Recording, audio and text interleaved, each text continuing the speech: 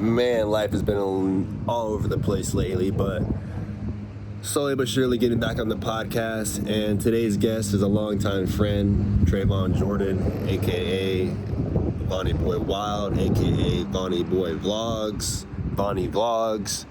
And we just kind of catch up, kick the shit, talk shit, and that's the podcast. That's today's podcast. I'm really interested to doing it again, sitting back down with Trevon, because he's had an interesting life and has a lot of good stuff to say. So just know that slowly but surely getting back in the podcast. Currently in Clarksville, Tennessee. And yeah, without further ado, let's get into the episode.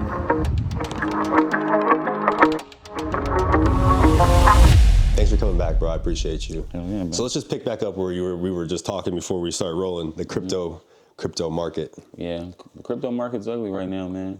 But like I was saying before, I had got into, people were just whispering about Doge, and I had invested into Doge, I want to say back in maybe 18 or 2019. And it was like, because it was like rising so quick that like the poor man was like making like $100 for the investment. And people were trying to like, do this today because it's going to make you blah, blah, blah. So everybody got in, made their $100 or make their $200, $300, whatever they made, but it was only something that happened for like a week or two. And I had got into it right when it ended. And I had invested a bunch of money into it. This was back at the top. I mean, if you want to call the top 17 cents. At the time, though, at the time. You know what I'm saying? I guess it's like for something to go from 0 to 17 cents is a lot, but I mean, I invested into it when it was 17 cents, so I can't even just say that was a lot. But I put a couple $1,000s into it and just let it sit. Well, and then forgot about it because I was trying to get a bigger picture. And when it didn't hit, I had forgot that I put the money in there. And here we are now, 4 or 5 years later. I keep on scrolling on TikTok, and it's Doge this, Doge that, Doge that. And I was like, hold on, I think I got Dogecoin. Whoa. Go back into it, got a 10-piece in there. Whoa! Yes, dang. bro. Not gonna lie. So then I was like, okay, this is a bigger play. I think that's kind of, on the last time we talked, I said the best crypto accounts are the ones that people put money into it and they either forget the password or they forget they have the account and they come back to it later. I believe you were the one that told me that. So yeah, that definitely sounds like a very familiar thing that we talked about. And that's you. That's what happened to you. Yeah. And so now I'm looking into it on some more of a, like, what's the long-term benefit? Like, what could this be? Because doing the whole day trading thing, man, like when I was trying to learn, whenever I ran into some like real financial advisors, they were like, hell no, do not do this. This is the worst Day thing. trading? Yes. A lot of people were saying man, that. It's not even a lot, bro. I want to say that the 99 people that quit that real investors are the same 99 people that say hell no to it. You know what I'm saying? And so whenever I follow in guys about it, they're pretty much like anything get rich quick is never going to be long lasting. So, and it's never going to be something that's going to like be stable enough for you to rely on. Right. And so pretty much when it comes down to like a rule of thumb, when you get into things, you're pretty much like 10% is a great look and great investment into anything. And like a 10% gain? Yeah, a return on anything legal, I guess. Oh yeah. Obviously there's other illegal ways that you could try to get those percentages a little higher, but that's pretty much how you just got to look at it. So I feel like for every $1,000 that you make 100. And I kind of use that rule of thumb whenever I invest into long-term things. Because if you look at like APRs, bank accounts, cars, retail, whatever, it's always like 9%. 9% to like 11%. Interest. I've never seen it higher than that.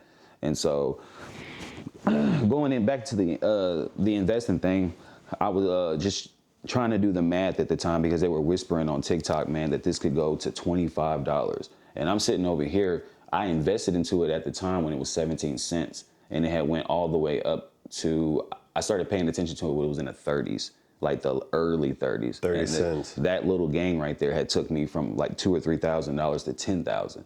And so now I'm sitting there looking at it, I'm like, okay, how much do I need to invest? And I did some real calculating too, bro. I'm not gonna ever be smarter than a computer. Never. I literally tried to outthink the computer and try to like, okay, if it went up this much, and then I was looking at, okay, with the percentage of how, like, you know what I'm saying? I'm looking at how many, you know what I'm saying? Everything rules to all whatever until maybe try to even find a pattern, like 3, 3, 3, 4, 3, 3. Like that's how I'm literally looking at them. So I figured that if I had put like $20,000 in, that would yield me $100,000 by this year, because they were saying on TikTok that it had chances of going all the way up to $25 per coin. And at the time, I was invested into it for 17 cents. So that would have took my 10,000 to 100,000 in a couple months. And I'm not saying that it can't happen. Here we are in May. Hopefully it will happen. And you still invested into Doge? Yeah. You know what the current price is? It's down to 16 cents. It went when everything kind of crashed, it went all the way down from 47 cents to 16 cents, bro. Which is still crazy, because I remember seeing Doge and it was like 0.00010. Yeah. Like, but you know what's so wild, bro? 14 for people who don't really understand this, that 0.00000 thing is a really real number, but you only see that number after the coin has already took flight. Right. So whenever you try to do the math, you only you could be basically back when you invested into it, it was maybe a fifth of a cent. Right. Basically. Some like a weird number where it looks fake. So obviously when you invested into it, it probably started at zero, but they usually just gauge it off of, you know what I'm saying, how big the coin is now compared to what it was back then. So that number is always a little tricky.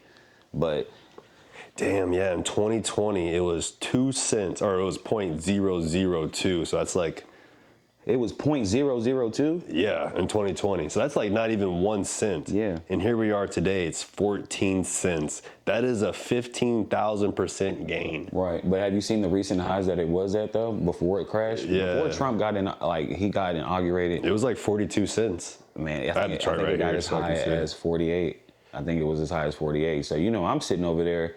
I'm over here. And, anybody that's making money, you're going to kind of get that tingle and that tick, you know what I'm saying, whenever you start making some real money, you know what I'm saying? So I'm sitting over here looking at it. I'm like, man, could I, after everything that I done been through, bro, could I finally just be rich and just off of crypto? Could I be it's the real person? People do it, bro. It's a real thing, man. And I'm really just trying to, approach it the right way. You know what I'm saying? Yeah, Doge all-time high is 73 cents. Yeah, I was not around for that one. Which is low-key crazy. But I did hear talks that it could go, because especially now that the Doge is working with the White House, I thought when that was going to happen, Doge was going to explode. Immediately. That's what I thought it was. Yeah, that's what I thought. But did you see that, I don't know if you've seen a couple days ago, Elon Musk publicly went against Donald Trump about the tariffs. Oh, yeah. Saying that it wasn't a good idea and it might be bad for the country. So we already got some shit going on the inside. I know, which is kind of messed up because they were boys. But honestly, since the tariffs, Elon's company Tesla has been one of the companies that has been hit the hardest. Since the tariffs? Since the tariffs. Is he operating here? Tesla? Yeah, I mean, he has a factory in Fremont, California, and Austin, Texas, but still all not supplying the whole nation. Though. No, and there's a factory in China, okay. But parts and stuff little parts come from Canada and Mexico. Little screws and bolts will come from Mexico and China. But do you think that he's taking the hit because people don't want to pay for the materials because they're more expensive?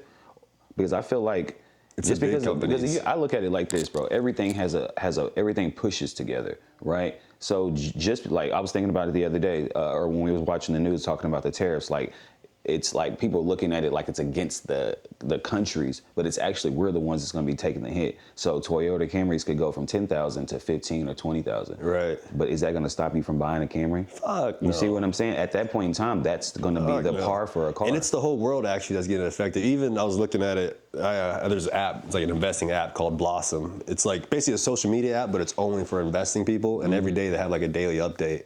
And China, bro, their market is tanking worse than ours. Man, bro, that is like a ghost country, right? It's a ghost country to me, bro. Maybe it's just an American thing that they don't really try to push their lifestyle in our faces, bro. But my girl's been deep diving on their whole society, and it's a lot different. It is. And just to have idea, I'm over here, when I think about China, bro, I'm thinking about a lot of people walking around, and I think about the Great Wall. Bro. But I'm not thinking about super smart cities. You know what I'm saying? For every China, I think it's for every American, there's 5 Chinese. So I believe it, yeah. Our traffic that we have here, bro, China is 10 times worse. And they operate on a 24-hour schedule. So you've probably seen the clips where people are 1 a.m. in those gaming shops and it's packed. Nah, bro, tell me, I haven't even seen that. Oh, really? Yeah, for real, bro. That's, I don't know, I have no images in my head that I can actually think of when I think about China. Yeah, and I don't it's want kind to be of intimidating cliche country. and say some BS like Godzilla, and that's not even Chinese, that's Japanese. You know what I'm saying? So, but yeah, I was like, man, I don't know, bro. I've been thinking about a lot of stuff these past couple weeks, and it's just been getting me to try to see a bigger picture. Yeah. And I feel like I'm always looking at the Rolex, and I need to be looking at the factory that make the Rolex. You know what I'm saying? Right. So, but in the markets, they are going bad. But all the good investors that I follow that have been doing it for a long time, they always say, when in doubt, zoom out. I mean, it's like, instead of looking at the 1 month chart, the 3 month chart, like look at the all time. Like, yeah, this shit tanks, but we're America, bro. This shit's going to go back up. right. We have the best entrepreneurs in the world. We welcome the best entrepreneurs in the world, the best companies. And hopefully the tariffs are like designed to like, so our companies that are making shit in America aren't going to go over to China to do it cheaper. They just do it here in America. Right. Which, yeah, it could make the prices go up and stuff, but it can make it more jobs. And who knows, maybe 10 years down the road. Is that what he's trying to do, is make us invest more into our country? Mm-hmm. So instead of like Nike or like Apple iPhone, they get all their phones in like Vietnam and China for like 10 cents to the dollar and then sell it to us for thousands of dollars. I mean, it also takes away a lot of comfortability that you're not getting like child labor materials. It does. Which is a huge thing. It does. But like, do you think about that? Like, now I do. When you're using you have like what, 2 phones? Yeah, facts. Like I said, now just because you got 2 phones. Listen, though, iPhones. Just because things are the way they are, like, do you think somebody's gonna stop buying a Camry? Definitely. And so not. I'm one of those guys. Like, I'm gonna talk my shit and then still purchase said item. You feel me? I wish. Damn, bro, this is terrible for the country. Yeah. Can I get 2, please? You feel me? Double up. I got one for my girl. You know what I'm saying? But yeah, of course now, like obviously when I make the purchase, I try to be a little bit more conscious of it. But it's not like I'm gonna Google where my toothpaste comes from, where's the boxes for the toothpaste come from. I'm not gonna, you know what I'm saying? So, but if I do see something and it does like maybe like trigger me a little bit, then I probably might stay away from that said product. So I'm for real. Why do you think Pornhub is banned, bro? It is? Yeah, it's banned in Tennessee. If you try to go look it up on your phone right now, you will not be able to. I actually heard about that. I think it's not just Tennessee. It's like they're trying to like fight back against like men specifically. Because I don't think a lot of girls, even my girl, I don't think she's ever. She said she's never watched porn in her life. Yeah, my girl says that too. Like, but it's like, bro, how is that possible? It'd be wacky to go down the search history, bro, and see some crazy shit. So I know. I try not to even think like that. But in the meantime, they watch like these little like softcore porn TV shows. It's basically porn. But anyways, yeah, everything has some sex in it now too. Right. Either I know we kind of jump from topics, but it's either some sex or have you noticed that like these new movies, there's always like some gay shit. Yeah, 100%. Or some LGBTQT trans stuff. I know you don't have any. Are you around any kids? Probably not. What do you mean? Like just anybody younger than you. I'd probably say younger than like 14. Not at the moment. When I was in North Carolina, the people I worked with, they had little kids and they were always around. And raising Samara, man. You got like, I've definitely had to learn that I've had to like watch what they watch because they slide the gay stuff in there early. All the time, even on the kids' stuff, dude. Early. I be like, I'm pretty sure that Samara's gonna come out full-fledged feminine because she's already a girly girl anyways. You mean like straight? Yeah, I hope you so, know what yeah. I'm saying? I mean, you know, her option is her option. If I have a son, it may be a little different. You feel me? You can't be playing in the mud, bro. No, bro. You can't be playing in the mud, bro. You gotta be like Pops, you feel me?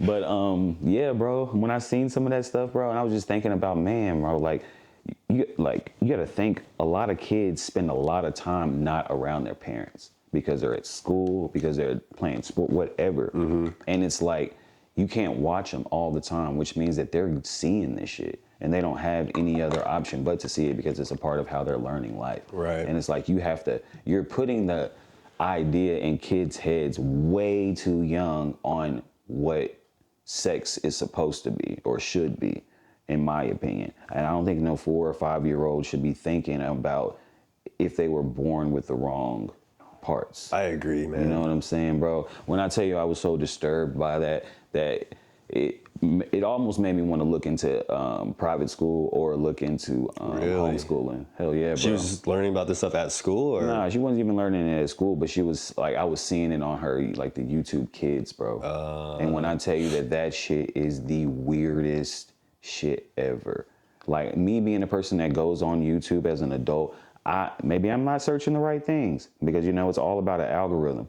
But I feel like they push these weird, crazy, like, I don't know, bro. It's like, it seems like there's just something deeper behind some of the messages that they post. So some shit might be some gender confusion things going on. Some other things, it might be like ASMR. And then as you go like maybe 5 minutes into the video, it's like some really weird, like showing a like birth of some, like of a child out of like with like dolls or something like that. You know what I'm saying? And it's like, I never had to deal with that. And I feel like we were on the verge of when internet used to be free. Like, well, when the internet used to be less monitored. Yeah. And so I never seen too much like stuff that I wasn't looking really, really hard for. Right. Like, I feel like everybody's probably seen like 2 Girls, 1 Cup or some shit like that. Old stuff. The old stuff. But you had to look for that. You had to deep feel me? dive. That wasn't just like boom. It wasn't in your algorithm. Through, and then I'm looking at the thumbnails for the videos, and I'm sitting over here like, what the?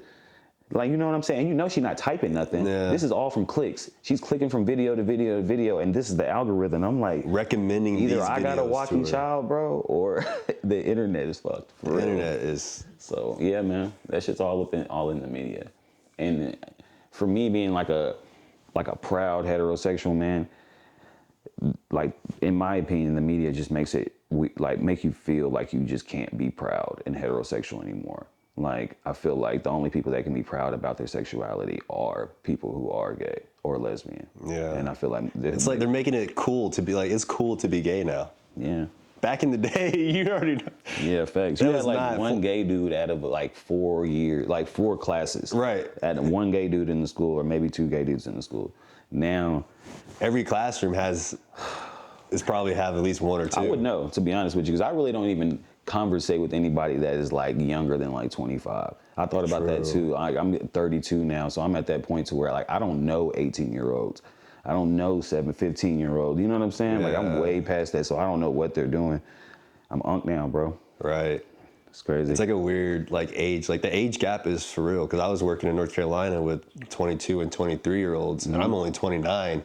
But even that 6-7 year difference, bro, it's like we couldn't really even connect on an intellectual level because they ain't really been through nothing. They haven't really been through nothing. And I can't say that at that age I was intellect, but I've been through some shit and seen some shit in that 6-year time frame. I don't think that I really I don't think that I really had got to a point to where I could like look back in my life. I felt like I was always just looking forward, and that's and just taking chances. And so then when I was finally like, I feel like I got to the top of the hill. I ain't gonna say the top of the hill, but just a break to where I could finally like catch my breath and then look back, and I was just seeing all the things that I was doing in the past, how I was living, and all the things that just didn't make sense. And that was in those years of the people that I'm not like, that I don't know. So I could only imagine what it's like now for those people in those like ages. Cause I remember back when I was like, you know, I'm Vonnie Boy Wild. I was wanting to get into that. Like I'm like, I got the name for partying strictly. Really? So now when I look back at it and I see, I'm scrolling through TikTok, or not TikTok, maybe like Snapchat, and I see people who are in that age group from like 18 to, God forbid that they may be younger than 18, but 18 to like 25. And, you know, they're like house party. You know what I'm saying? That's the thing. You know what I'm saying? Because nobody's old enough to go to a bar yet. And so I'm sitting over here like, bro, these fucking stupid kids, bro. Like, this is so immature, bro. Why don't you go home, go to college? I'm 32. So mind you not, this only like 7-8 year, maybe 10-year gap or some change. And I'm sitting back like when I was their age, I'm looking at the older people just doing regular adult things like they were corny. Like literally, bro. So I'm just like, to have the like our like, what is it like? I don't know, like I said, the infrastructure of our like brains still being molded. And because I believe that life is very important in chunks. And I believe that the 18 to 25 is going to define how you're going to be for the rest of your life. I agree. So just wish that it was like just a little bit more not gray area. I just wish there was like fine lines between a lot of things. Definity. It's too many what ifs, and You know what I'm saying? Like, just 1 + 1. Stop adding the parentheses and throwing squares on shit, man. Just give me the math, dog, the addition. But yeah, Vonnie Boy Wild, do you still claim the title, Vonnie Boy Wild, or you kind of, is it retired? Man, I don't think that anybody has ever called me. Anybody that calls me Vonnie Boy Wild, I don't think that they know me anymore. Right. I think that as we have grown, people, like, what you walking up to a grown-ass man calling him Vonnie Boy Wild, that makes you immature too. Or still doing, or stuck in the same place that when they knew you. Facts. So, like, as we done grown up, bro, people just call me Vani. Like, so, like, it's, like, to the point to where, like, I was telling my girl, like, I don't know if I'll ever just, like, be Trevon, because I feel like ain't really nothing wrong with being Vonnie. Vonnie is just kind of like a cool nickname, and when you take the boy wild out of it, it's just Vonnie. Right. You know I heard somebody who called you Trevon. Last time somebody called you Trevon. Did we go? Oh, Connors. Yeah. Yeah, she definitely says that shit loud and proud, bro. Yeah. Trevon. Facts. But yeah, I actually got that nickname from I think when I was 16, because I think my whole life I had pretty much, like, I ain't gonna say been a square, but we just didn't have access to a lot of things. So, like... A square? Yeah. You were lit, bro. I'm talking about prior to, like, maybe sophomore year. Okay. Yeah, in my opinion. Maybe from zero all the way into sophomore year, I was kind of just, like, either bouncing from being a nobody or being, like, you know what I'm saying, somebody who you would, like, remember their name, but you weren't hanging out with the guy. And it was because we were living in the hoods, but my mom didn't want me to do hood things. So that took me away from that. But she also couldn't afford for me to do anything else. And we didn't have a car at the time. We're using a public bus to go everywhere. So that's like grocery shopping, everything. We're hopping on the bus. So I wasn't able to really play sports like that. I wasn't really able to just like get into crowds. And I kind of had to just be thrusted into school and try to figure out how to fit in. And I believe that, like, all the way up until I moved into an apartment complex that's where I re-met Corey and Corey's family. You know how they are. They kind of move in groups. Is that Ashford City? Ashford, okay. Yeah. So you know how they are too. Like I said, they move in groups. They're big family-oriented type of people. So at the time, they got 2 or 3 apartments over there. You know what I'm saying? They big, deep over in Hutchinson. Filled too. Bedrooms are heady over there. And I think they had 3 apartments at one time. But anyway, so I had met Corey and Trey whenever I was in elementary school. We was going in the hood together. Oh wow! I was living in Summit Heights, and I think that he was living where he was living at the top of the hill. Yeah. So we just happened to be going to the same school, and that's kind of how we clicked up. But he was always known for getting in trouble, and I was always known for getting in trouble. So we was always getting suspended together. Like, you know, they put you in like ISS or something like together. That. So boom, disappears out of my life, pops back up right then and there. So that's like from like 5 to 15, 16. That's a long time. It's like a lot of developing. Run back into these guys. Oh, everything good. But at that time, they're Corey and Trey, and I'm the person that I ain't never smoked. I ain't never drank. I've never really been to no parties. I haven't had sex. I lost my virginity at 18, by the way. So I didn't really I wasn't developed at all, but I was smart. So I was always in the, like the gifted classes, and I was always in the honors and AP classes, so people could only really associate smart with me. Square, you know what I'm saying? Square these days, you know what I'm saying? Right. And so boom, there was a party that happened one time that they had went to, and it was in the neighborhood, and it was in the same building that they lived with. It was like an older crowd that were like maybe 2 or 3 years older than Corey. So that's kind of how I was able to get in the door. I'm like 15, 16 at the time. Never touched alcohol a day in my life. But like as a kid looking up, you're like, oh man, I just wish I could go over there and chill with the adults. You know, I'm seeing girls, you know what I'm saying? You know, I'm 16, I'm developing, so I'm seeing women, you know what I mean? And just like, man, it'd be cool to da-da-da-da. So it was kind of like just looking through the fence and just like a lost puppy, bro. And then one day they was just like, bro, you wanna come up type shit? And I was just like, hell yeah, you feel me? I've been ready for this, man. We having a party tonight. And I was like, what time, you feel me? And then they told me it was like 9 o'clock. So I go back to the crib, bro. And I mind you now, I didn't really have a lot of clothes as it was anyways, but I tried to put my best fit on. And I had went to people, I think they had told me the day before, so I was able to go to school and tell these 2 girls that I was friends with, which they were kind of like, I think one was in band and the other one was in theater. Okay, a little square. You know okay. Okay. But they were busty kind of. Yeah. They were white girls, so I felt like I was gonna be like Busty, like, okay. Yeah, they had they had big boobs. I'm not gonna lie to you. They didn't really look all that great, but they had big boobs. So you invited them to the party that night? Right. So then I show up to the party. I got 2 girls. This is the first time I ever gone to the party. You did that and right. They're like both like sitting on my lap. So they're liking my vibe. You feel me? That's like their first time really interacting with me. So I'm kind of going from like a square guy to like fitting in with the crowd. And then they start feeding me shots of Taka vodka, bro. I'm talking about I had never drank a day in my life. And the girls or the party people? No, the girls had drank. They were like, I think they were a year or 2 older than me. Yeah, don't sleep on the band girls, bro. I'm not sleeping on them for sure. They were definitely getting lit. Yeah. I was just new to it. So I'm taking shots like boom, boom. And it's just given to me and I'm knocking them back. And I just can't really remember. I think I took like 10 shots of Taka. My mom, mind you not, we live in the neighborhood. So like at this point in time, it's past curfew. It's like past like 10. You know what I'm saying? My mom used to be real strict about me being in the crib before the lights came on type shit. So I'm outside, you feel me? Mom, I don't even know how she knew where I was at, but I think that she went on the block where Corey and them was at because she had an idea where that like maybe if they're there, then he's over in this area. Small neighborhood. So she comes, she like basically hears the commotion and kind of hears that it's a party goes on, and she just like kind of just walks up there and then pretty much starts asking questions. And then they let me know, they was like, hey bro, your mom is outside.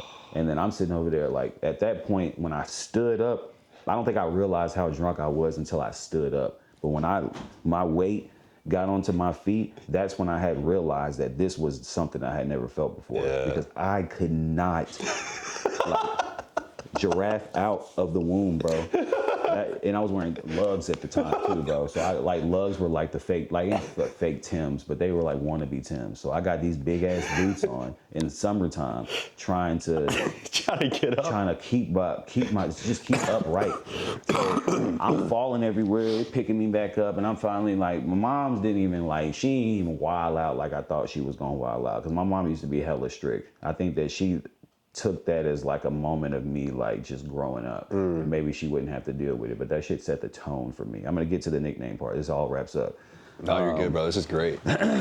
So when I came down they was up the stairs. When I came down the stairs, I was like about to go stumble and to get into the car, and she said, hell no, you gonna walk your ass home. And my mom drove next to me while I walked from Corey's apartment, which was like 4 buildings down from the crib, and I was stumbling, falling the whole time. And then I get there into the crib, go to sleep, wake up the next morning. Mom doesn't really make too much big of a deal about it. We kind of push on like as if it didn't really happen. And then when I hung out with Corey the next night, I go over there. Now this is the first time that I ever smoked weed. I go over there. It's like Jake over there, his kid over there, Trey, Kira. Jake Ferd? Yeah, Jake Ferd. I think Ryan Ellenwood was there too. Probably. Ryan was there. Jonathan Bryan was there. You said Bradford? Bryant. Oh, okay. Bryant, you know the skinny guy who played soccer? Yeah, bro. But he was cool as a fucking fan, bro. I loved him too. Yeah, he was one of those dudes. I'm chilling with Lab at the time. That's what we called him, Caleb Sarton. So I'm chilling with them. So at the time, that's when you got into like your preppy boy. Yeah. Try to at least. I tried to latch on to some type of motion that they had. You feel me? Because they were like, they living in the Savannahs. Right. You know what I'm saying? In that area, and I'm just living in Ashford. So they wasn't no hoes over there. You feel me? So I'm trying to do anything to be closer to the bitches. You feel me? And but yeah, I go over there and they're like all in a circle. You feel me? This is back when everybody was smoking mid. So like, people, $35 get you a quarter. We roll the whole quarter up, and we smoking, passing mid blunts back and forth, snack, crackle, and popping and everything. Right. You feel me? So that was the first time that I had smoked. I got in rotation and I started hitting the blunt. At the time, Kira wasn't in the rotation. She shows up to the apartment and then she grabs the blunt and she's like, damn Trevon, you smoking? She was like, I heard about you too last night. Vonnie Boy gone wild. Ooh. And it stuck. That's it. Vonnie Boy done gone wild. Kira started. She started, and I'll give her props to it. If I ever get rich off of the name, I swear to you on my soul, word to my mother, bro, I would give her $1 million. Wow. For real. She literally, that's how the name became. And then when I came the next day, other people were like Vonnie Boy Wild, Trey and them. You wouldn't even do nothing crazy. You feel me? At the time, I wasn't. You feel me? And then like once they had once that name kind of, because at the time, when you smoking you experiment with weed for the first time, bro, you do a lot of goofy shit. It's a funny time. Yeah. You know, we're sitting in the car rapping. So like anything that like sticks to us was sticking to us hard back then. Like thing we call Kid. Everybody was getting their nicknames back then. So Vonnie Boy Wild, that was just something that stuck to me. And then the parties came with it. At that time, that was like sophomore year going into junior year. So you know what I'm saying? We're partying. We're about to turn X amount of age or whatever the case may be. People are starting having sex for the first time. People, unfortunately, because I was in that opioid class, people started experimenting with drugs for the first time around that time. And just people were starting to evolve. And I was Vonnie Boy Wild right in the mix of it. And I feel like that's why it was so hard for me to outlive that moniker.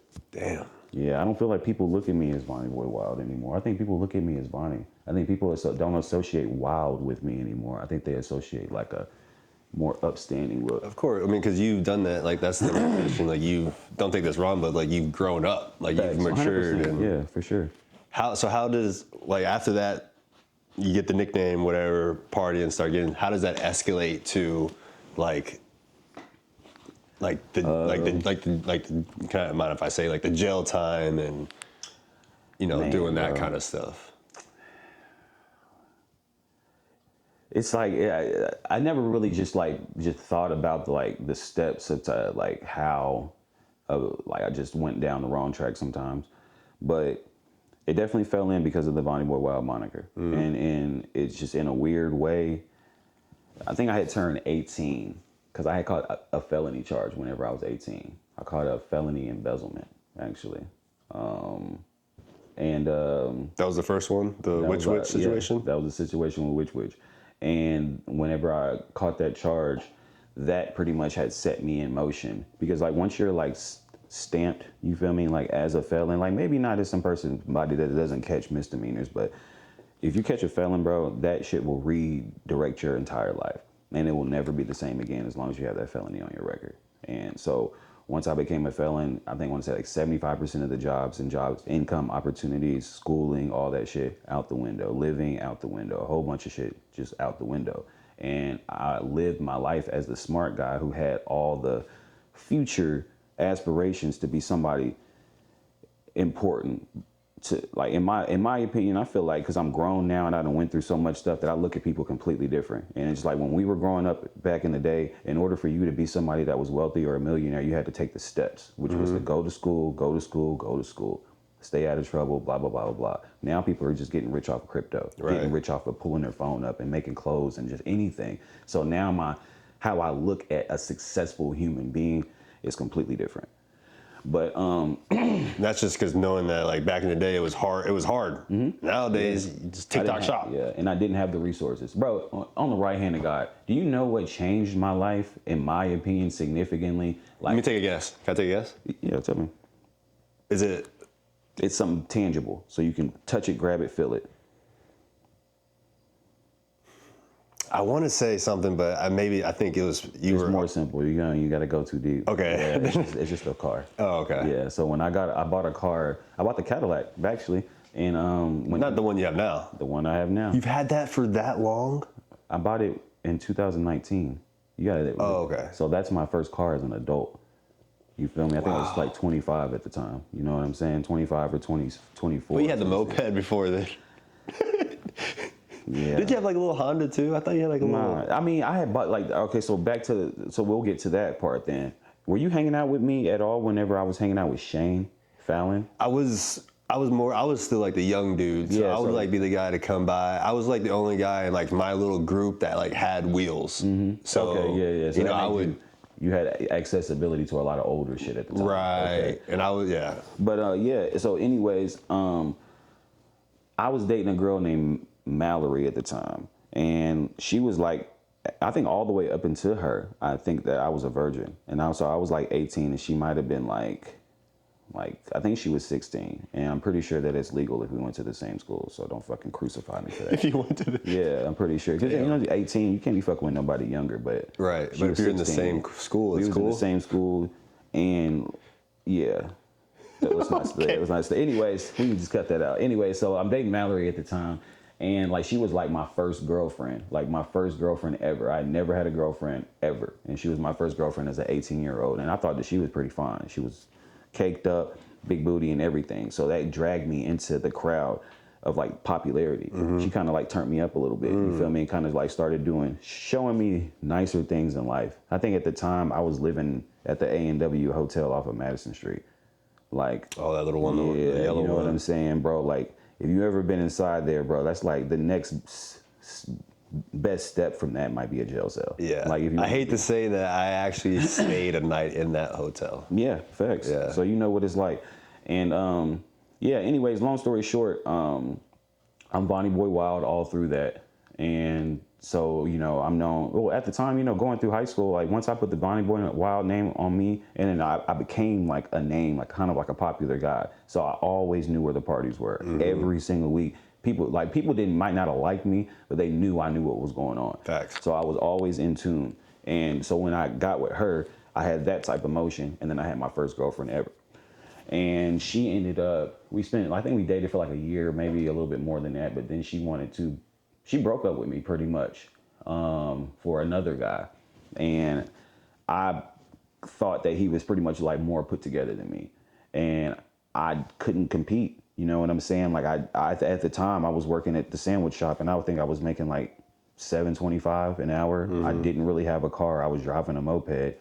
Like, you know what I'm saying? Shit really wasn't sweet. At the time, bro, I never had anything name brand. I never had nothing, bro. I was like really surprised that she stayed with me for as long as she did. And when she left me, bro, that shit was like the worst pain that I had ever felt at the time. I done been through some shit now before that might have been a little worse than that.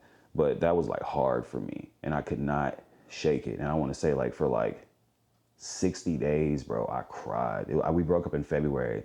I didn't start embezzling the money from my job until May. And I was embezzling the money from May 22nd all the way until June 23rd. That's when I got caught.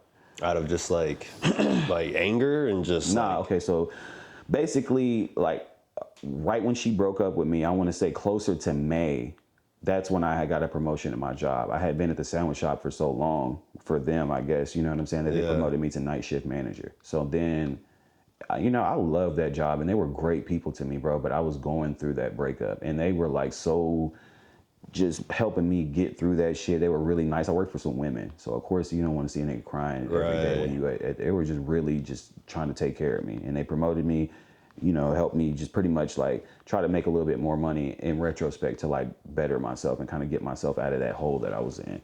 And so whenever I got promoted to the night shift manager, I had access to the safe. So the case is closed, right? Case, everything. Yeah. So you can't. I don't want you to say anything that's like may incriminate. No, hell no. All right, you're good. No, that shit's been over with for a long time now. Yeah. So then it comes down to the safe. So you got to count the safe. I'm the night shift manager, so I count this. It was my responsibility to count the safe down from the beginning of the night shift, which was like 2 or 3 o'clock, all the way until the money that we made from that little chunk of time. You take it, you bag it up, count the money in the safe to make sure nobody else stole anything, and then you take that bag, and then you go to the bank and you drop it off. So there had been, I think I had worked for like one day, and the first day I had did it, I had seen a bag that was in the back, and it had been in there. I took the bag out and I looked at it, and it was like $340, and it was a deposit that never got dropped off from an entire year ago. And so I'm sitting over here. The first thing that had went through my head is that they must not pay attention to this shit that much. You know what I'm saying? At that point in time, I wasn't trying to take anything from them or anything like that. I ended up pretty much getting out of that day, and then I think the next day, I think Shorty had hit me up pretty much to tell me that she was pregnant. And Valerie. Yeah, she told me that she was pregnant, and I'm sitting over here like, why would she be trying to tell me that? Because bro, when she left me, there was no contact. Like, it was the most hurtful thing ever. Like how she was just able to quit me and go to somebody else. Yeah. And I tried calling her, texting, trying to get my girl back, try to tell her I love her, all this other.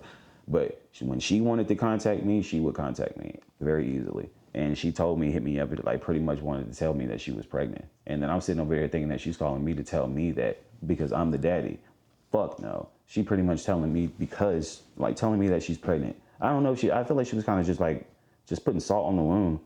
If you want me to like be. Damn, I see what you're saying though. That's messed up. In a malicious way, because it's like, you know what I'm saying, bro? I'm talking about I cried every single day for 60 days straight.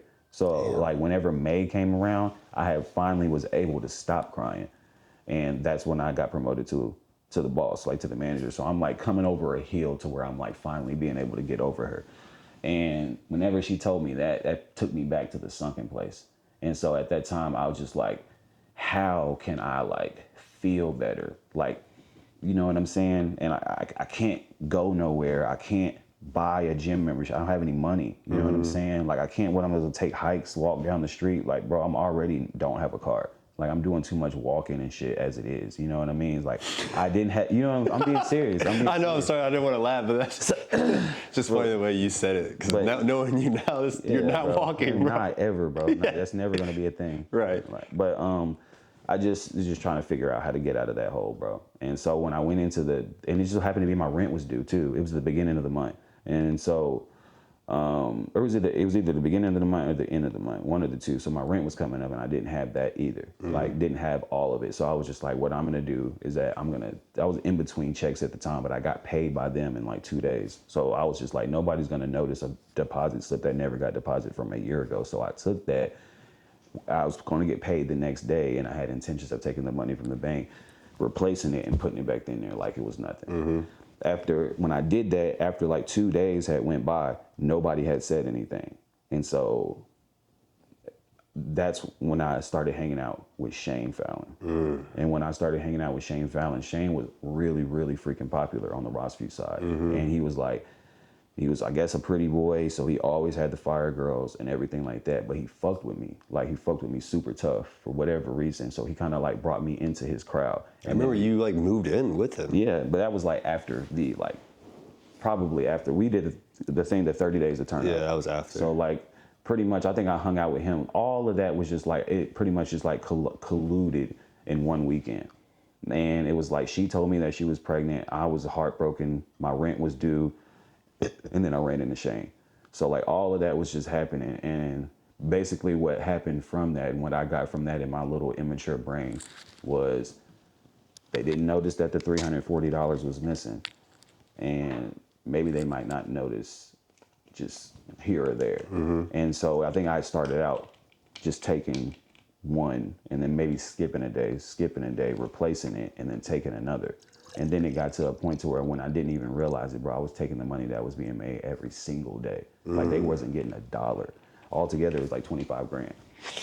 And so like I'm going into work and coming out of work like happy. Yeah, you know what I'm saying? Like this nigga's getting to work early today. Yes, bro. Like you don't understand, bro. Like I used to be like, I had never been into no trouble before, so I never thought about what getting caught was going to be like. Right. Like I didn't think about it at all, bro. I was just going into work, coming out of work with $1,700. And from being a person that never had anything really for real at all, like people our age didn't have $1,700. You know what I'm saying? So I'm sitting over here like I'm top dog now. Like I'm, you know what I'm saying? So that when you do the 30 days of turn up, pretty much after the heartbreak about her went out the window once I had money. And then the new thing that I had to supply, which was the image. And so that's the reason why I started taking every single day that I went, because we were partying every single day. And so, you know, I had to have the location, and then I used to always show up like 30 deep to people's houses or to a Airbnb at the time. Back then it was called Home Away from Home. I think that's what it was called.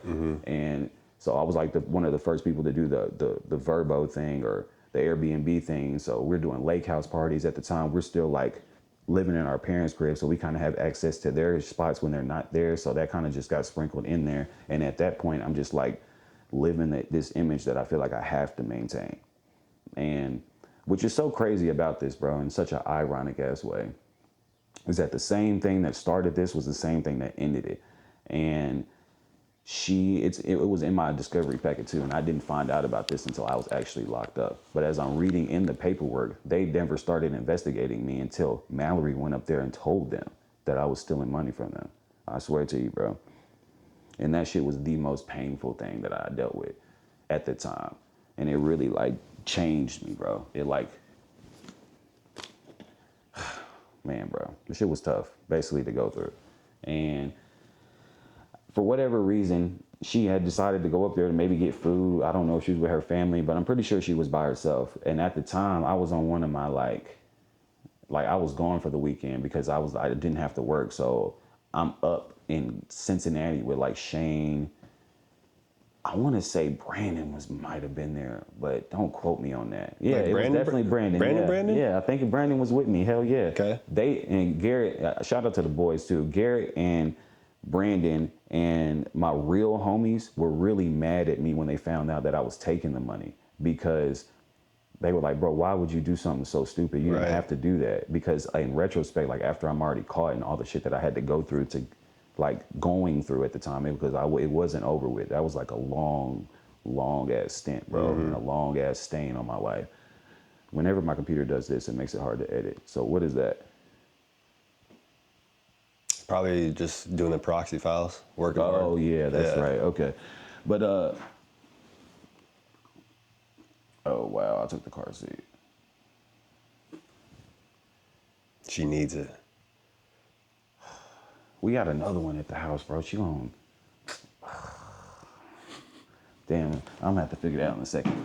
But yeah, anyways, yeah, so I guess she was up there randomly one day, and she went in there, and they were like, she just pretty much spilled the beans. She was like, do you know that Trevon has been stealing from you? And they were just like, you know what I'm saying? They were probably hitting her with what are you talking about? And they didn't live here at the time. So the way that they used to get the... How did she even know? Because I was just that was Instagram. Yeah, I think the first day that I ever started, bro, on the right hand of God, bro, I believe that this was a picture, but I had posted with the safe open and all of the stacks of cash, because at the time it was like stacks of ones that were like, you know, stacks of ones were like thick ass amount of money. And I was talking about, finally got my money to go to PCB. And that was like a post. That was like my post. And then that was up there on my Instagram. And then everything after that, every single day, we would take pictures at the places that we were partying. Day 1, day 2, day 3, day blah, blah, blah, blah, blah. So you just put the pieces together. And then people are whispering, because I go from a nobody to a somebody, and I wasn't selling drugs at the time. You know what I'm saying? I wasn't, you know what I'm saying? I wasn't basically in the streets really at all, bro. I had a job, you know what I'm saying? So I really wasn't that type of guy. So they was like, what the fuck is going on? And that was the only thing that made sense, was that I hadn't been stealing from my job. So, you know, when the rumors kind of got started, that's whenever Garrett and Brandon kind of confronted me, like, bro, like, what the fuck what have you been doing? You feel me? And then when I told them, they were very disappointed in that decision making. But Shane was all for that shit, bro. You were feeding his lifestyle too. Yeah, 100%, 1,000,000%, bro. And that's why it's weird ties with me. I don't give a fuck about talking about dude on online either. You know what I'm saying? Because he definitely hurt me as a homeboy as well. Because it was like the moment that I got locked up, bro, and I walked inside of that jail, my entire life completely changed, 100%. And it derailed just my life completely changed. And I went from a person that lived around the street to having to be a person that was like a street nigga or a street guy. And I just, that pretty much put me down a dark path for like 6 or 7 years of bad decision making. And it's not because I per se was making bad decisions. It was the environments that I was in. I just, you know what I'm saying? I already know. Like, what do you do whenever you're homeless and you live in a trap house or something, or you live in a whorehouse, or you live somewhere where you're not supposed to be, or you have to ride with somebody? That's how I used to always get fucked up, bro. Was hopping in cars with people. And that's the reason why I'm never really too comfortable being a passenger in somebody else's vehicle unless we're locked in. But I used to always get in cars with people who would get pulled over for bad tags or bad lights, or just they might have drugs on them, and I take the charge, or you know what I'm saying, bro? And it's like, and at the same time, I think for whenever I got convicted for the embezzling, they gave me embezzlement by theft, and it was a Class C felony, and they gave me 6 years to serve, with the sentence being cut down to 3 years if I paid the money back. Okay, she's just gonna get a booster. That.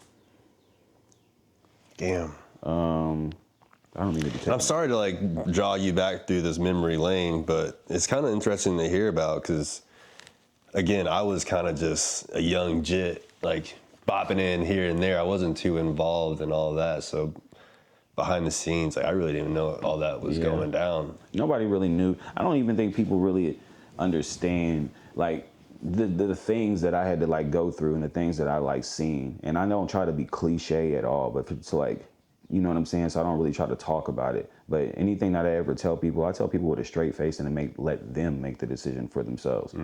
But yeah, whenever I got convicted from that, they gave me 6 years to serve. 3 years if I paid the money back. And obviously, to this day, I haven't paid them the money back, bro. So it just is what it is. You feel me? They accidentally kind of let me off of probation without paying them. Yeah, it was my probation officer's job to make sure that I was paying them restitution the whole time that I was on probation. And her being an old lady or whatever the case may be, like she wasn't even drug testing me or none of that. Yeah, bro. So like she had hit me up. We're like I'm jumping forward and back. But anyways, like so moving on to like I do the 6 years. I think when I had got locked up, I was locked up, and this is another reason why I was like pretty much hurt by Shane and even by Garrett and by Brandon as well too, because I was locked up for like over a year, bro, with a $2,500 bond. Like it only cost me $250 to bond me out, and the same person that fed these people, I pretty much put my life on the line for my friends and for people that I wasn't. $250. Yes, bro, $250 to get me out of jail, and I sat in jail for over a year until I got sentenced. That part I did not know. Yeah, bro. And I remember calling Garrett all the time, calling Brandon, and it was like these guys. You know what I'm saying? We're 18. We're like, you know what I'm saying? They might have been 17 at the time, because if I'm 18, you know what I'm saying? You got to do the math. So it's like they're no jobs. They're living with their parents and shit like that. We didn't have access to $250 at the time. Right. You know what I'm saying? So, and then, you know, we got my boy Shane over here, just thought that he would step up a little bit more as my homeboy. And he didn't have any contact with me, and he sold all my shit. Whenever I got out of jail, I didn't have anything at all. He sold my moped, told me my mom came down and picked it up. My mom said she never did that. I ended up finding out that he was lying, because a gas station right down the street from his house, my moped was sitting outside with a for sale sign on it. And then I was riding with Corey at the time, man. I told him to pull over, and when I went inside, I asked him, you know what I'm saying, like, where'd you get this moped from? Because at the time, I was the only person in the city with a moped on the right-hand side. For real. So pretty much he had told me that a white boy had sold it, because I had threatened that I was going to call the police. Like, I wasn't going to call the police, but I was like, bro, I'm going to call the police. This motherfucker stolen, or this is stolen, da-da-da-da-da. I got the papers at the time. I did have the papers to the thing. So then he told me that he had got it from a white guy. And then I showed him a picture. I was like, was it this guy? Yes. So then I called Shane, and I'm like, yo, bro, you told me my mom came down here and picked up you sold my moped to this guy for $750.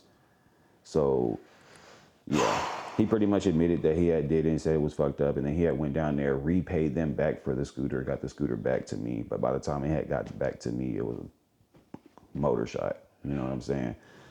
So that's the reason why I said it's kind of like weird ties with me and him, because, man, I was locked in with him, super tough. Yo, we're homies. Wherever you were, bro, he was right there. I remember coming and just, again, I was like in passing, I was like kind of looking up, like, damn, those guys are like, they got all the girls, they got some money, and I was just a little jit. Yeah. And I remember y'all were locked in. I remember actually kind of jumping around too. I came to like hang out with you guys I think he was living with his mom. Yeah, or something. Exit 8. Yes, bro. And his dog bit me. Do you remember that?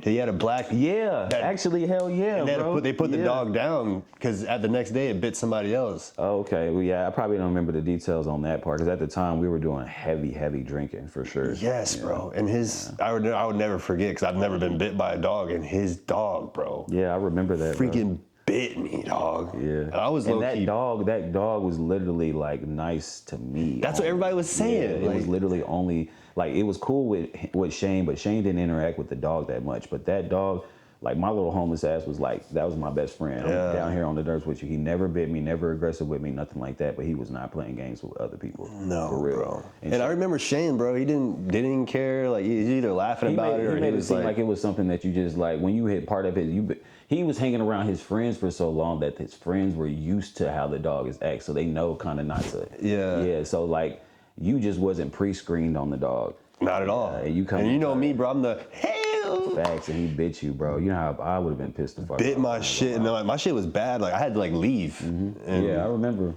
Damn, that was 2013, bro. Ain't that wild? It's crazy. 2013. Which, I mean, it's only been, what, 12 years? Which is kind of a long time, but at the same time, 12 years is not that long. Yeah, man. Like I said, when you get to that point to where you're able to, like, get up a hill and look back. So, like, kind of, I do mine kind of just, you know, just on how my life develops or whatever. And I would just be sitting back, like, we're sitting back, looking back, like, it's not a lot of time. But I don't know about you, bro.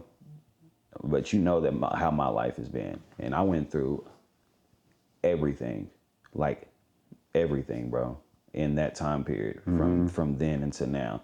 And so that is the reason why I feel like I like am more developed because of the fact of the matter that I think I just went through every bad scenario that anybody could go through. Right. For real. And I want to say that I was like homeless all the way up until I was like 25 or 26 years old. And I remember it just seemed like nobody else was going through shit, bro. I just didn't really understand it, man. And it was like anybody that had it worse than me were in prison. But anybody, like nobody else on the streets was going through what I was going through. And I didn't have any resources, didn't have any family, didn't really have any really true friends, if you want me to be honest, because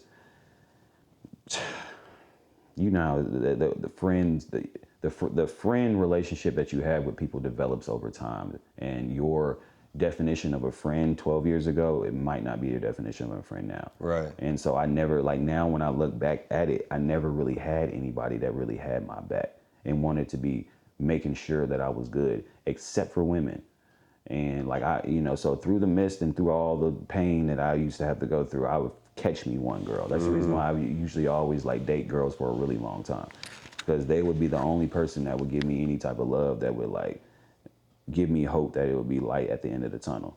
And I don't know if you remember when I was dating Emma, but when I was dating Emma, bro, I was on the run the whole entire time. Basically like a parole, basically when I was gonna get picked up, I was gonna have to reserve my 6 years, start it all over in prison because of the terms that I had agreed to. Deadass. You know how probation is. Like if you get on probation, you know what I'm saying? I could do the whole 6 years and fuck up on the 364 and they can send me back. VPO violation. Yeah, so the whole time I was dating her, I was on the run, you feel me? And she was still able to like love me and kind of like treat me like a normal individual, bro. But I was going through it for real all the time. And I guess I dressed it up nice sometimes to other people, but either that or the people that I hung out with were in the trenches with me. You know what I'm saying? So it really wasn't that, you know what I'm saying? You're we're just both one of them. You know what I'm saying? Yeah, I'm just another nigga. Join the club, bro. I'm on the run too, bro. Like, something special, bro. Thanks, no cap. I do remember you and Mallory though, because I think that's when our relationship became less. Starting off, it was very transactional, if you know what I'm saying. Like I would pull up, blah blah blah, and then it slowly got to more like we would hang out a little bit more. I remember you guys would invite us over to Emma's parents' house for those dinners. You guys were making those dinners. Yeah, man. Those times used to be just, I don't know, bro.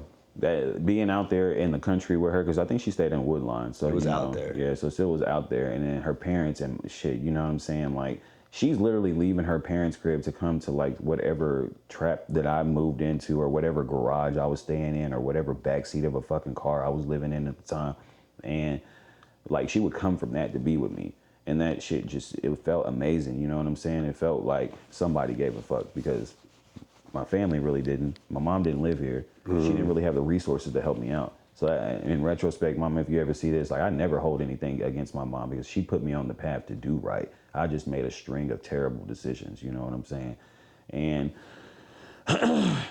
like just didn't really have the resources to get off my feet. And then whenever Emma passed away, that was like probably the most eye-opening experience I had ever been through in my entire life. And like to this day, I have two regrets.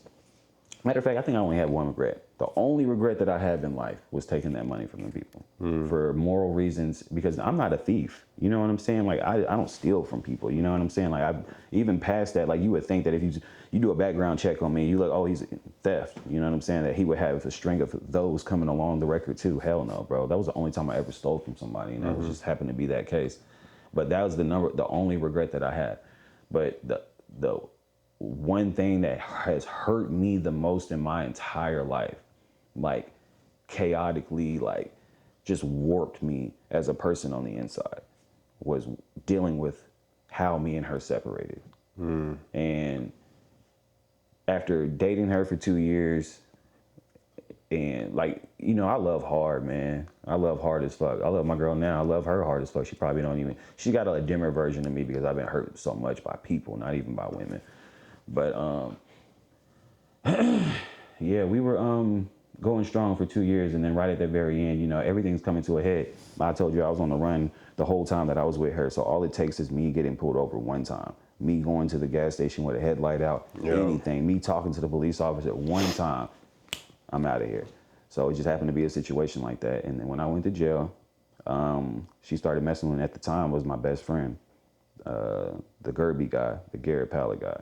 And I had been friends with him for a long time, and people had been telling me about him for years and just saying, like, bro, why are you hanging out with a scum? Like, this nigga's a scumbag, like, dirtbag person, bro. Like, he's not a good person. But he never did anything to me. And the only thing that he ever did for me really was turn me up, especially with the bitches. And then sometimes when it came with the money, you know what I'm saying? But he never stole from me. He never did anything. He was cool as fuck with me. And then the love was reciprocated. So I got double hurt, bro. And I remember whenever I got locked up and I was in jail, and at the time, me and her, I think we had broke up 30 days before I had went into jail. So I had spent that whole 30 days of living with the woman that I loved, but I couldn't be with her. And it was just agonizing, bro. It was like the most painful thing ever. And when I went to jail, at that point in time, she's the only person that I have at all. Like, the only contact to the outside world is her. And then my mom. But my mom is not a part of my outside world. She doesn't live here. Right. You know what I'm saying? So, yeah, pretty much, like, it went from, like, a phone call every 2 days to a phone call once a week, and then she stopped answering. And like, she finally answered one time and pretty much had told me, you know, that she was going to schedule a visit with me. And I asked her, you know, what you been up to? It's been like 2 or 3 weeks and I haven't seen from you, heard from you. Mind you, I'm not her boyfriend at the time, but we, you know what I'm saying? Y'all were locked in. Yeah, she knows that I'm dead in love with her. You feel me? And she was just not really being, you know, the person that she was, you know what I'm saying? Which was like a person that was just open, you know, wanting to hear what I had to say. It was just kind of short, and she just didn't really have too many responses. And that was like the first red flag that something was going on. But when she came into my visitation, and then she sits down, and at the time they didn't do face-to-face interviews, so I'm having to do this over a screen. And I come in there and I'm like smiling because it's just like, you know, I don't have really a lot of reasons to smile. You know, I'm facing 6 years. So like for me, this is all I got. And I go in there and she sits down and I try to do the same conversation on the phone. Like, are you doing all right? Like, because in the whole time that I was dating Emma, even though I was on the run and kind of living in the streets, I upgrade every woman that I'm with. So it didn't matter. Like for me, you know, I was making her life better, making sure that she stayed in school, making sure she stayed in her sorority, make sure she's paying this, paying that, helping her out with jobs, putting my life on the line for shorty. So when I'm in there and I'm just asking her how she's doing, I'm genuinely asking, like, out of concern and love and all that other shit like that. And she's giving me just like kind of just not, you know, the answers that would make me think that she might not be, you know, find somebody else. But anyways, long story short, she's just not really responding back. And she was just like, well, I kind of got something to tell you type shit. And I was just sitting over here like, I knew, you know what I'm saying? We were broken up, so I knew there was going to be eventually a day when she might tell me that she was talking to somebody else. I just didn't think it was going to be that soon. I think that me and her began and ended in my whole jail experience was like 30 days. So from the time that, like, when she started coming to the time that she stopped. So this happened like immediately. She pretty much tells me that she has been talking to somebody else. And then I was just like, or she told me, first of all, she never told me these things. I had to say them, and she would confirm them. And so I'm just like, what's going on? Like, you fuck somebody else, and then she kind of got quiet, and I was just like, I mean, you know what I'm saying? I'm looking at you, and you kind of like are acting more like it wasn't just sex. And she was just, yeah, we're kind of dating now. And I was just like, damn, you got a boyfriend? Like, and then just something in me, I was like, is it Garrett? And she got quiet and looked down. And when I tell you that that was the worst pain I ever felt in my entire life, like everything in my soul, bro, just crumbled up in me. Couldn't imagine. I couldn't imagine how two people that I love the most in this entire world could ever hurt me like that, bro. And I couldn't do anything. That's what I say, yeah. It's the worst when you're locked up and you can't do nothing about it, bro. Yeah. Can't do nothing about it. But all those things, I feel like some of that shit happens for a reason and it helped shape you to who you are today. Hell yeah, bro. I ain't gonna say, I don't want to say that I don't have weak moments where I try to ask God, like, what was the intent on this? Because I feel like I went through a lot of shit that somebody, like, people just shouldn't go through. And I was just like, man, I'm telling you, bro, I used to have just strings of just asking God, bro, why? Because the worst would always happen to me only. Nobody else was getting this type of action but me. Mm-hmm. And I was getting hurt by people. People were dying on me. I was going to jail, having to deal with street stuff at the time. And it just kept getting worse and worse and worse and worse and worse. And I was just like, here we are, facing 6 years. I had never been in prison before.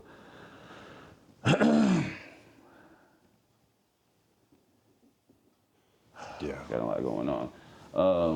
Phone is jumping. Yeah. I'm facing 6 years in prison, bro. I've never been in prison before. And, you know, by that time, I'm like, I'm in the streets, if you know what I mean. So, you know, by that time, I'm like a street guy, I guess. So, like, now I'm about to see what that street shit talks about now. You know what I'm saying? What that street shit's about whenever you're locked up. So I'm getting thrusted into all of this shit as the first time as a man. And do you think you were like, and during that time, like preparing yourself for like that to happen, or were you just kind of like, it is what it is? Like, do you think you kind of switched up and had to like, you know, put a shell around you to like be ready for those? You know, the reason why you have to, bro, is because everybody in that bitch is going through something. Right. And there's 90% of people that at the time were going through worse situations than me. So, bro, when you're in there, and you're that's how it was. Whenever she told me, bro, when I came out of that shit the next day, bro, I remember I came out and I just sat in the middle of a pod. In the middle of the pod, there was this big ass pole. And I just like sat right there, bro, and I like was just crying. And when I tell you that nobody came and asked me, checked on me, made sure I was cool, everybody kept on doing their daily jail life because nobody gave a fuck. Right. So like you have no other choice because it's like, what are you gonna do, crying there? You can be seen as a bitch. Yeah. People take things from you. People take advantage of you. Like everything that you see on TV about jail is 100% accurate. There is nothing that is left out that people need to take for granted. You should never go to jail. Never go to prison. People, the sexual thing is a thing in there. People die in there. It is extremely violent and the conditions are terrible. So I second that. I don't think anybody, unless you do some heinous stuff or like you commit real crimes that you deserve in jail. Yeah, but like 100%. Growing up as a kid, I used to think, like it was kind of funny and cool to be like a bad, like the bad kid. Be edgier. Yeah, it was like the thing. And then you get to that situation and you just realize like, I mean, I've been to jail and I like remember like when I got in, I was like, bro, this is not for me. Mm-hmm. I don't belong here with these people. Facts, 100%, bro. And I felt like that all the way. Like, I'm way more mature now. And I'm like I feel like I'm a man before anything. Mm. And I feel like I don't even present myself as a street nigga. So I would never put that title on me. If I was to ever go through a situation where those odds were up against me again, it would be a lot different. I'm older, I'm more mature. And I don't have as much fear in my heart as I did before. Mm. Everything, I was living life, like I'm saying, I wasn't able to look back. So everything was a new experience for me. You know what I'm saying? So now at the age that I'm at, I'm able to analyze situations and think about them before I get into them. Right. And that has proven to be the most successful thing for me. And that is the reason why I'm here today. And I might not have the best things, but the reason why I don't have the best things is because I'm not allowed to have the best things sometimes, you know what I'm saying? But for the most part, for people that have known me or anything like that, and just to know that it was like a good 10 year of homelessness, and for me to have an apartment and to have 3 cars and to have income $10,000 to $20,000 a month, and to be like somebody that people could like rely on. Right. Let's say like, trust, yeah. Yeah, you feel me? When it comes down, like I was telling you last time, bro, stability is a freaking thing. And that's the reason why when we were talking about Brittany's business, about her just keep going. Like, you've never really had an opportunity in your life to just do the same thing over and over and over again. You feel me? You're too busy taking chances, but if you just even that shit out, this is gonna be your low, and you're just gonna bounce off of this, and then that's gonna be your low, and you're gonna bounce off of that. It's not gonna be this fucking social decline or financial decline that, you know, that I was seeing her go through. But yeah, man, in retrospect, now that I'm able to like look back at a lot of things, I'd probably say before I met Brittany, I probably couldn't talk about the situation with Emma, and I damn sure really wasn't trying to talk about the situation with Mallory. So right. When I was able to like start taking care of myself, bro, it was it. You feel me? Like, I just didn't, that pain that I held on to for so long, bro, it was almost like I just was able to release it. You know what I'm saying? And so I don't ever think about none of the things that I went through. And I have went through a lot of things. And I don't ever even think back to even reminisce about the pain. Like, sometimes, you know what I'm saying, when you go through some shit, you know, you kind of just, maybe you don't want to relive it, but like for me, you know what I'm saying, I try to like put myself back in the position that I was in to see how this could have happened and how I'm going to never let it happen again. So sometimes I gotta like go down memory lane to make sure I don't do no stupid shit that resembles that same mistake. Right. You feel me? But damn. That's Vonnie. That's the Vonnie Boy Wild nickname, and all together. There's a lot that came in with that. Yeah, man. It's been a title that I've been trying to like. Can I get one of these waters? Oh, please help yourself.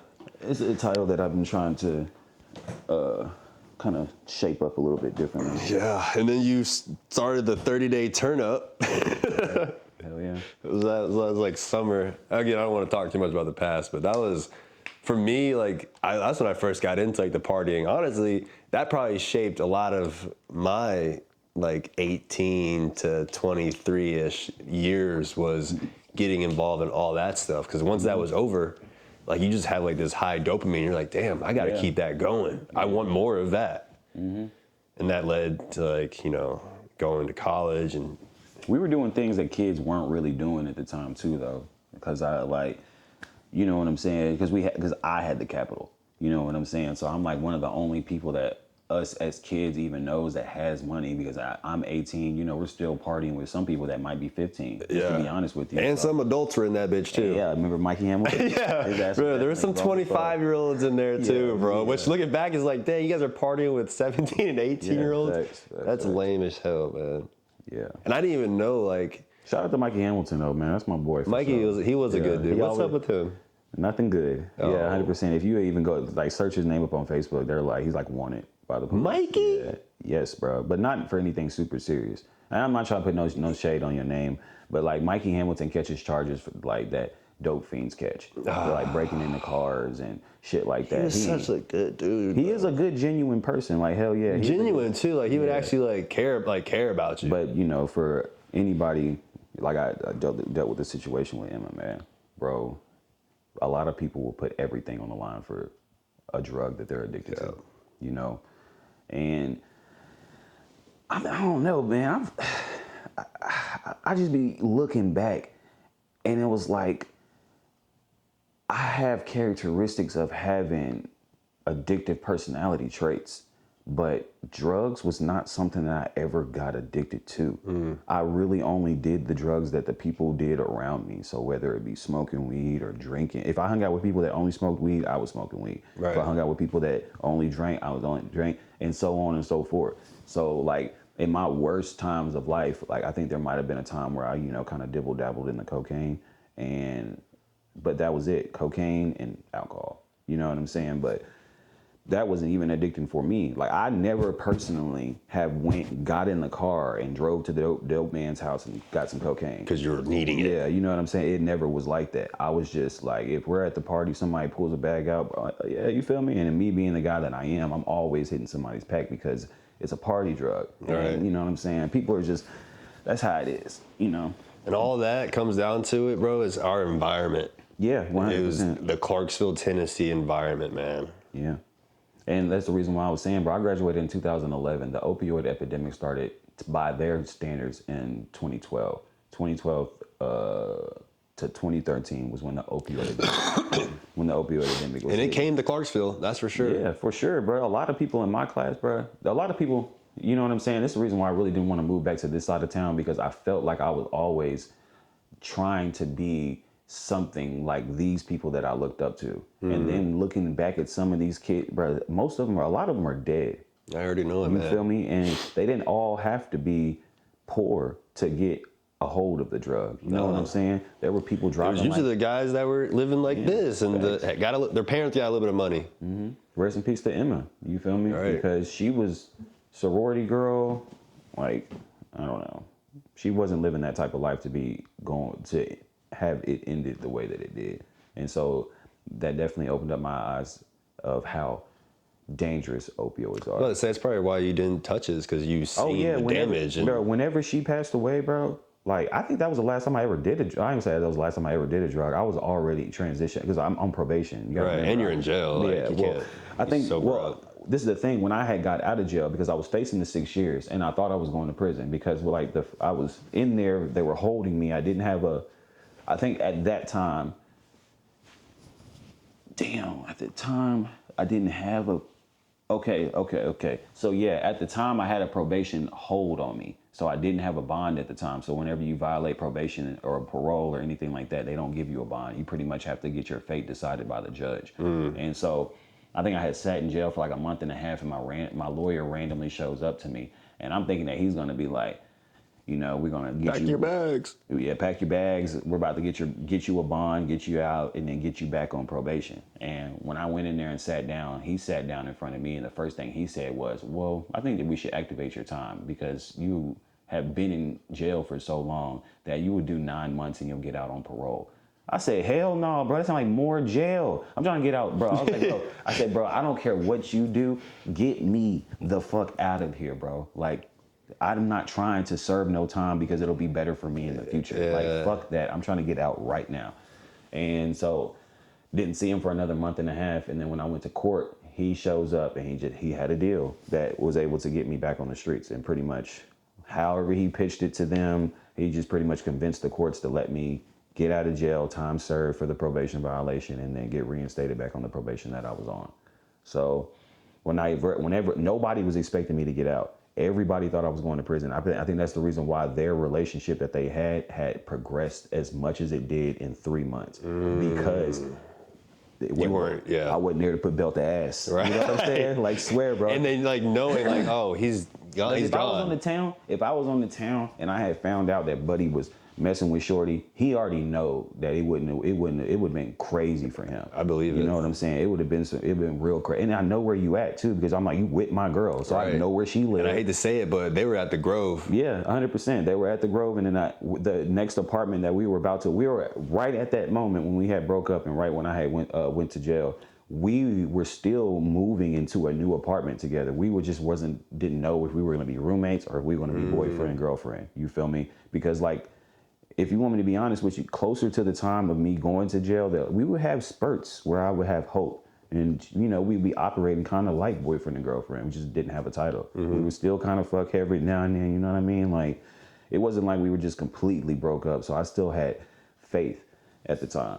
But yeah, if I was out on the town, I don't want to say that the relationship wouldn't have progressed, because I just feel like whenever you're doing some scandalous shit like that, bro, it's like the devil has a hold on you. And I just felt like it was so wrong, but it felt good. And then when you put drugs on top of it, like if it was so wrong, but felt so good, and you put drugs on top of it, hard drugs, not like, you know what I'm saying, Percocets, Xanax, I'm talking like meth.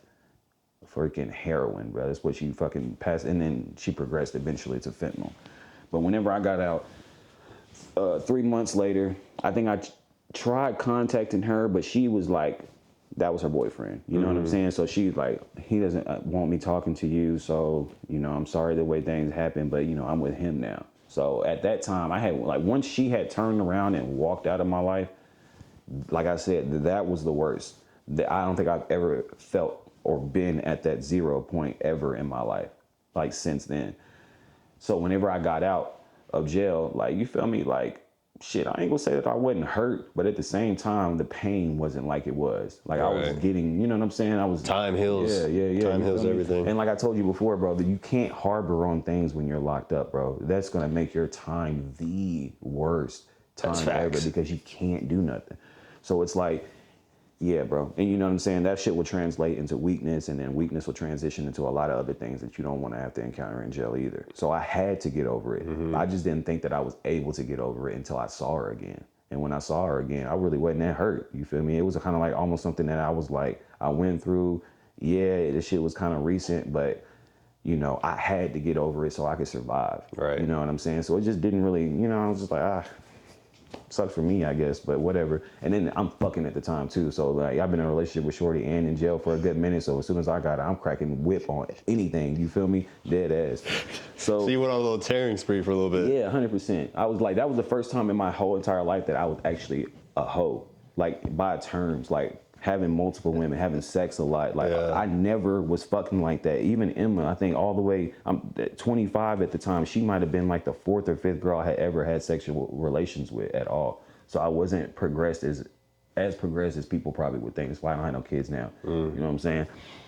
Knock on wood. I mean, at this point, I'm like, yeah, fuck it, you know what I'm saying? Like, it is what it is. If there is one, well, I claim Brown, Texas right now. He'll come, no, he's waiting till you blow up. He's gonna come knocking. Yeah, but hell yeah, bro. So I get out the 3 months. I think I spent like a month on the town. I had got out in September, and I think that he ended up going to jail, which freed her from his his grasp, and she was finally able to contact me to pretty much and like just to tell me pretty much that she was just sorry and she just felt like she made the mistake, but she just can't like leave him. And at the time, I'm not really understanding why. Like, you're in love with me. I treat you way better, take care of you way better.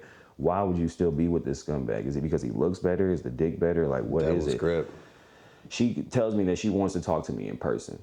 And I haven't seen her since she walked out of that meeting. So I hop in the car at the time. I had a car at the time. I was driving this red Pontiac. So the Cadillac wasn't the first car that I bought, but it was the first car that I bought that worked. I remember the red car, bro. Yeah, the red Cobalt. It might not even been a Cobalt. I think it was a Pontiac G5. It was a four-door. It was a 2-door. Was it? G5, yeah, red. And then, I remember the Honda that you were talking about, I had bought those during the 30-day turn-up. I had bought the cars and lost the key the next day, and we just never were able to drive them. Type shit, facts, bro. Just niggas are living life. Facts. But, she called me over there, which is at his mom's house, by the way. Like, he's in jail, but she lives at his mom's house, and that's also where I went to actually talk to her. Wow. Yeah, so I drive up because his mom was like my mom at the time, bro. Oh, y'all that close. Yeah, she's messaging. I seen her it brought so much anger up out of me because she hurt me bad too. Because she was treating me like a son, bro, for years. Like, for real. And I used to call her mama and everything. And it was like, it put her in the funkiest position because that's her biological son. I'm her son that she probably always wanted because he was a thief and he was a fucking drug addict. I wasn't like that. I just got dealt a bad hand, but I was a great person. You know what I'm saying? So she probably wanted me more as a son than the son that she was actually dealing with. But, she got to stand behind her blood. Right. And so she allowed me to come over there and talk to her. And she would tell me all the time about how she was telling Emma that she'd be making the stupidest decisions. Like, why are you trying to get with my son when you're supposed to be with my other son? And all this other stuff like that. Like, she was always in my corner for sure. And yeah, when I go over there, she says to me, so basically I'm kind of like addicted to something. And at the time, bro, like when I was with Emma, she never did drugs. She barely even drank because she, whatever reason, she just didn't get out of her body. Yeah, and, like, I think she even burned that off. Yeah, I mean, she would smoke like sometimes. Right. That's just sometimes, but she never overdid that. Right. You know, she works at a bank. She can't even. I do remember that. She was always like keeping it real to herself. She would let us like do our little thing. Like we would step outside, or whatever, whoop de whoop, and come back in. And right, 100%. And so when she told me that she was addicted to something, I made a joke. I'm sitting over there, what, you addicted to weed? What, you on probation or something? And I started laughing, and she wasn't laughing. She was just like, no. And I was sitting over here, I'm like, what's going on? Like, she didn't have the visual appearance of like somebody that's on drugs? No. Fuck no. Really? Hell no, bro. I never knew. And she overdosed on me 3 times. Dead ass, bro. And I never could tell whenever she wasn't on drugs. Like, people have dealt, man, bro, people will say what they will do in a lot of high tense situations or a lot of complex situations, what they would do when they're not going through it. But when you're in a situation like that, you don't always make and analyze the best decisions and make the best decisions in that time. Yep. And there was a lot of things that I missed that I wish I would have paid attention to stop the relationship from even happening. You feel me? I take a lot of responsibility because she would have never got on drugs if I never would have introduced her to him. Right. You feel me? I should have never had him around my girl at all, period. Now I don't even play like that. Like I don't even let, like what's mine is mine, and that's gonna always be mine. And there ain't gonna be no gray area about it. Ain't gonna be no weird relationship between mine and anybody else's. Like I don't play with that shit. And I will not have that type of relationship with somebody else's woman. You feel me? Like, I just respect boundaries because I don't want that to ever happen to me again. But yeah, she was like, sorry. Yeah, she said that she was, well, she kind of just came out and said it because I was sitting there trying to pry it out of her, and she was just like, well, if you want me to be honest with you, I was addicted to meth and now I'm addicted to heroin. I was like, you feel me? I'm sitting over there like, you playing a cruel joke, and she was being dead ass serious. And then when in that small moment, I had to take it serious because I knew he was on drugs because I had, you know what I'm saying, dibbled and dabbled with drugs with him before. Yeah. So I knew that that was his thing. I just didn't think that she would take it. You feel me? Because at the time when I was with her, like I didn't do hard drugs, but I did a little cocaine here, did some Xanax and drinking and shit like that. You feel me? So, you know what I mean? I was definitely out of my body multiple times and throughout our relationship. But she never indulged, never was trying to be on that type of time. So I was just like, how could you have the will with me, but couldn't have the will with him? You know what I'm saying? Like, what about this guy just, you know what I'm saying? And at the time, like we're not even really like fully in an opioid like realization at the time as like a world, as a community. Like we're like a lot of things. Why do you think we got like drugs get put on the market and get taken off? We were still in those time periods where all the worst opiates that they took off the streets, they're out. The ones that back then, they just the drugs that were really strong and were easy to melt down and shoot up. Those were the ones that they pretty much have taken off the streets. But back then, those were the ones that were on the streets. So these were like basically heroin. This was like maybe even stronger than heroin that people were just out there on the streets selling and giving to people. And so now in retrospect, when I look at it and I talk to people that have had addiction or anything like that, they say that some people have been on hard drugs for years, but they will always say that they never shot it up because once you get to playing with that needle, there is no return. You are never going to be the same anymore.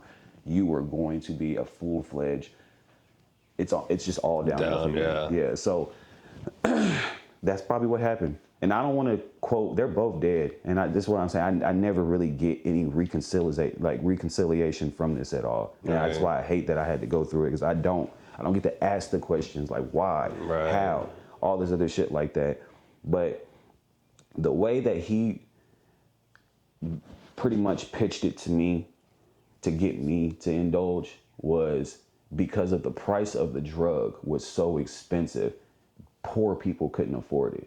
Which at the time it was true. It was like $140 for a pill. At the time it was Opanas that was really hot, and that was like $140 to $100, maybe $200 for a pill. For one pill, bro. And when I tell you that people bro, bro, when you're on the needle, bro, You're gonna find a fucking way. And like being on the opposite side of it, like hanging around people that might sell said drug or something like that, bro. I used to watch people, bro, bring their cars like here, like, you know what I'm saying? Like people, like regular people that would be servers or be teachers, whatever, bro, just like here, like anything.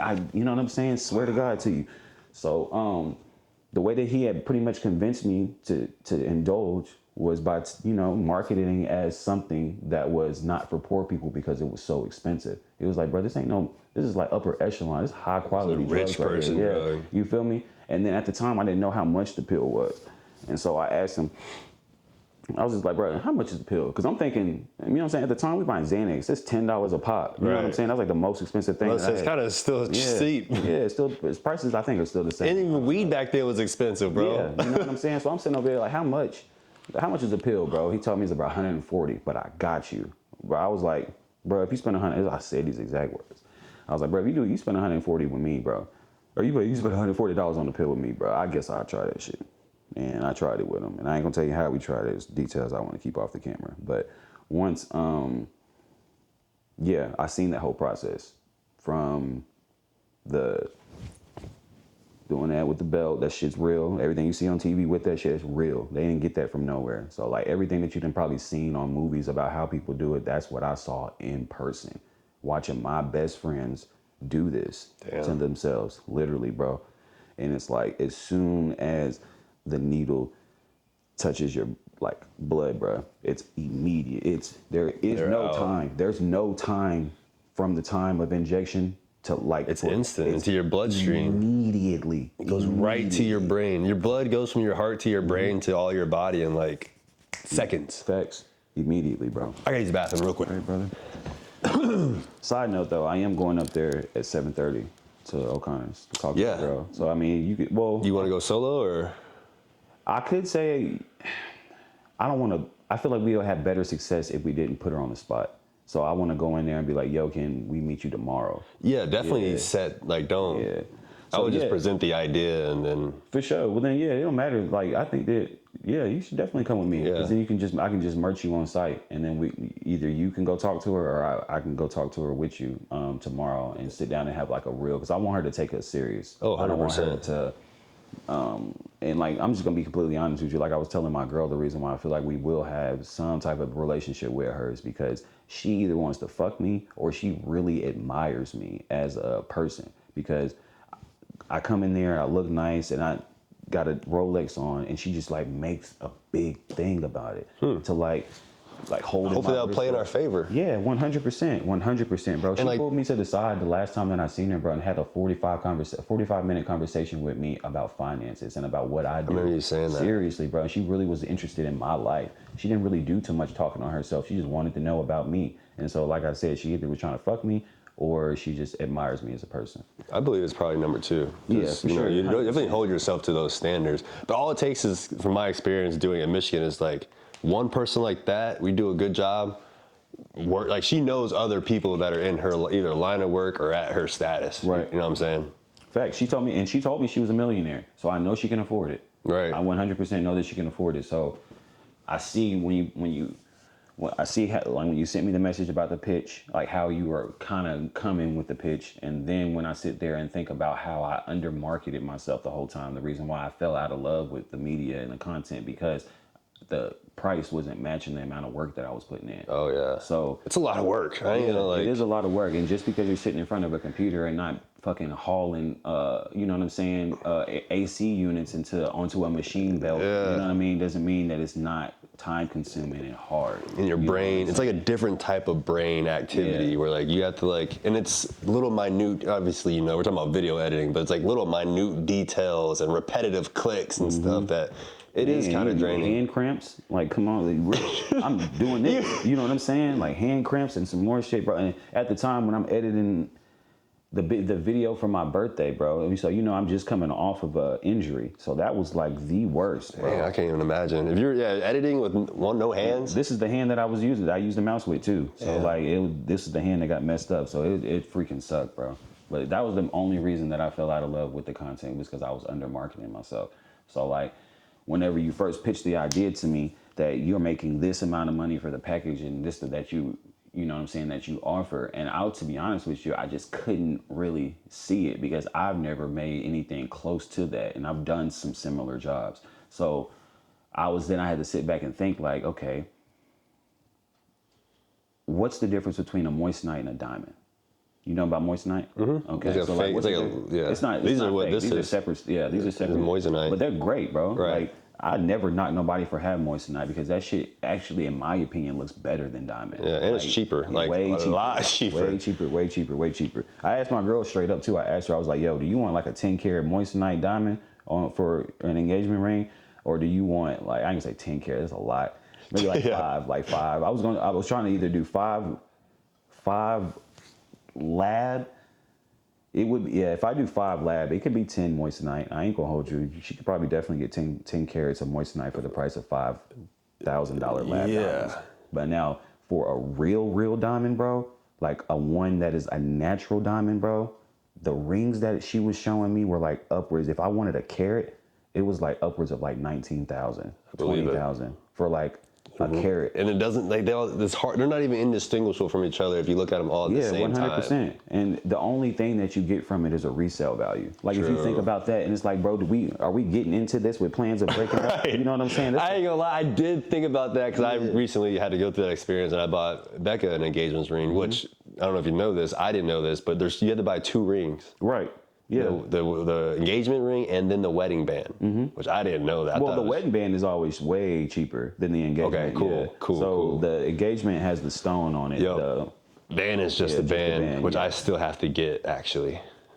So I'm not to go too crazy with it. That's what I'm saying. It's just, but like you said though, I just having my background in like, you know, reselling and selling, I'm going through the process like, how much value am I going to get out of this in 5 years from now? Right. But then she was like, you're basically planning for your Did you go, I mean, I would assume that you went to an actual jeweler. Yeah, right? Mackenzie and Smiley right up there. That's perfect, because they were the people that explained it to me pretty much the best. And they were on some shit to where, like, if I didn't buy a natural diamond, like, because I was asking, because, like, okay, I was like, if I get her the natural diamond, I might have to go small. But, like, what if I eventually make more money in my life? Could I upgrade her diamond? Oh, yeah. Like, upgrade it or whatever. And then that's when she got back into the resale part. So it's like, basically, you can't take lab diamonds back to the people that you got them from.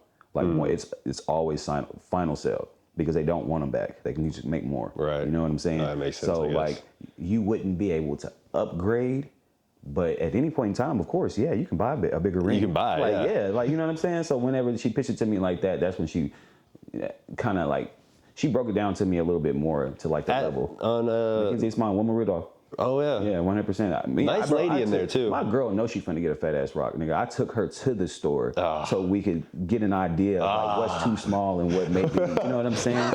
So like, we came down, like I came down to a good comfortable price of somewhere between like 4 and 6. Okay. So that's what I'm gonna do for Shorty. That's good. It's a great size. Hell yeah, bro. Hell yeah, it's a great size. It's gonna have to be, because my wedding band's only gonna cost $300. Right. Yeah. So I'm saying, we get the cold in the stick. She was like trying to go shopping with me, and I'm like, I'm picking out all these nice fancy ones, like some shit that you would get. Right. And then she's like, I don't even think, bro, I just want a standard gold one. I don't even want anything super crazy. Like, I think it would be lit to have an engraving on the inside of the ring, but I think that I'm just cool with a standard. Okay. Yeah, I'm not gonna go too crazy. And then, like, ice it out or nothing. I'm not a ring guy. Yeah, I guess. I've never really just wanted a ring. You know what I'm saying? So I probably wouldn't be trying to flash it. You know what I mean? Yeah. So, and plus, people be treating you different when you're married as like a guy. In some of the fields that I've been in, I'm not gonna say I'm ever gonna try to hide that from anybody, but in a positive or negative way, man, it's 50-50. Obviously, if a place judges me for being married, or somebody I'm doing business with, or somebody that I'm gonna have friends with, or somebody that I may encounter, because women would be the worst, you know what I'm saying? Right. Then obviously that's probably not somewhere I need to be. Right. So that pretty much takes out the whole "do I need to be there?" like thought. Is if you got a problem with me being with somebody, then you know. Yeah, you feel me? That just is what it is. Yeah.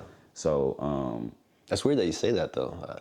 You've seen those experiences? Well, I think what it is, for me, to be honest with you, yes, bro. I have people that treat me different. I have people that don't even give a shit that I'm in a relationship with somebody else, and it's because I feel like I am so tangible to women because I went from 0 to the person that I am now. So like normally, like, okay, let's say you get rich, right?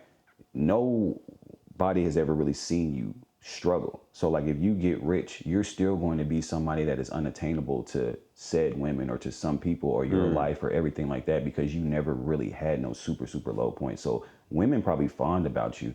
Women probably thought about you, but they never probably pictured themselves actually being with you because you weren't attainable to them.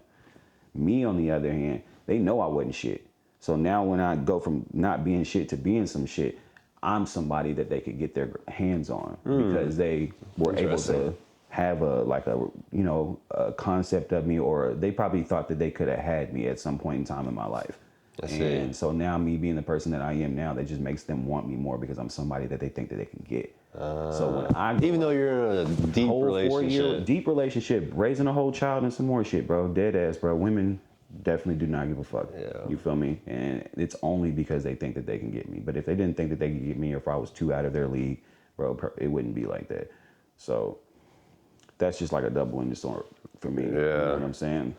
But at least like you don't got to worry about that. I really like Brittany, bro. Yeah, Brittany is solid. I think I've dated. I did 4 girls. Brittany would be the 4th. You got Mallory, Emma, Katie, Brittany. Dated 4 girls. And out of all of the girls, she is the only one that obviously genuinely just cared about my existence and my well-being. Yeah. I feel like, obviously, you know what I'm saying, if we didn't work out or if they left me for somebody else or whatever the case may be, they didn't really have my best interest at heart. And then the girl before her, you know, I ain't gonna say loved her to death. I think I had love for her, but she was like the first girl that I dated after Emma passed away. And I think that I started dating her like maybe 3 months after Emma passed away. So that shit was like really... It's like filling the void kind of thing. 100%. She was definitely like a filler bitch. You know what I'm saying? I ain't gonna lie, yeah, because there would be... Yeah, bro. Yeah, you know, like the history and everything, but there would be some moments where I'm like, yeah... I ain't gonna lie, I felt bad for her sometimes, dog. Yeah. I don't want to get too, because it's not the topic of it, but I do, like, sometimes, obviously, like, I'm a homie's homie first, before, like, it's the guys before the girls. I was like, damn, bro. Yeah. But I can't say, though, like I told you before, bro, I always bring every girl up. Like, it don't matter. Oh, you definitely, Yeah. I see her now, though. Shouts out to Shorty. But, you know what I'm saying? Now she's kind of like presenting herself more like a woman and not like a little girl. Really? Like, she was definitely like she was young. I think she was like 18 when I met her. I'm 25. Yeah, I'm like 25. She's like 18 or 19, bro. You know what I'm saying? That was a major reason why we didn't work out, because of the age gap. At the time, I started getting money, bro. So everything that I needed, that I wanted to do in life, you had to be 21. So everything, all these new experiences that I'm doing, everything, I'm not doing that with her because she can't be there. I mean, I remember some of that stuff would, shit would hit you, bro. You're like, I'm trying to do this, this, and this, and can't. What time we got? 5:30. Damn, how long we been going? For a minute. Yeah, I think I might have to. Yeah, we can wrap, bro. Getting back.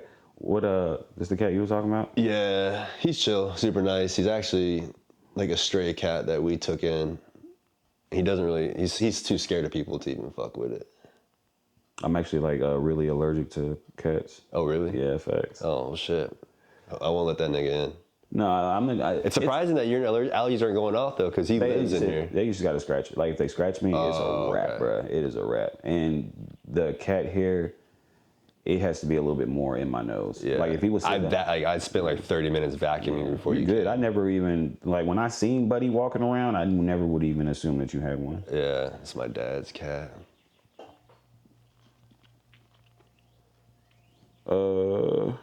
Yeah, bro, we can wrap it up. Obviously, there's just so much. Like, you're like low key, like you're an interest. Like you have like your story, bro, is interesting. And I hope that one day when you do get to like that level of success that you want to, you look back and be like, damn. That's the next look back. Right. So like, yeah, whatever next step in my life.